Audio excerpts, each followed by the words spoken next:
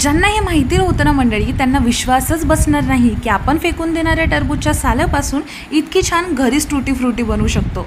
तर चला मग बनवूया। सर्वात आधी टरबूजच्या सालवरची हिरवी जाड साल काढून टाका। आता पांढऱ्या भागाचे अगदी छोटे छोटे बारीक तुकडे करून घ्या। यानंतर गरम पाण्यात हे तुकडे टाका आणि कमीत कमी अर्धा तास चांगले शिजवून घ्या। तुकडे छान मऊ झाले की त्यातलं सगळं पाणी काढून टाका। आता एका पॅनमध्ये 1.5 वाटी पाणी आणि 1 वाटी साखर घाला।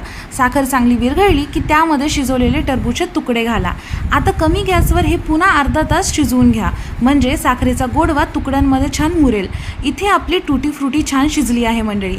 आता तुम्हाला आवडतील ते फूड कलर घाला आणि टुटी फ्रुटीला रंगीबेरंगी बनवा। यानंतर एका प्लेटमध्ये हे सगळं पसरून फॅन खाली किंवा उन्हाखाली चांगलं सुकवून घ्या आणि बस आपली घरच्या घरी बनवलेली मस्त टुटी फ्रुटी तयार आहे मंडळी। अजून अशाच रेसिपीसाठी जेवण झालं का चॅनलला सबस्क्राईब करायला विसरू नका मंडळी। धन्यवाद।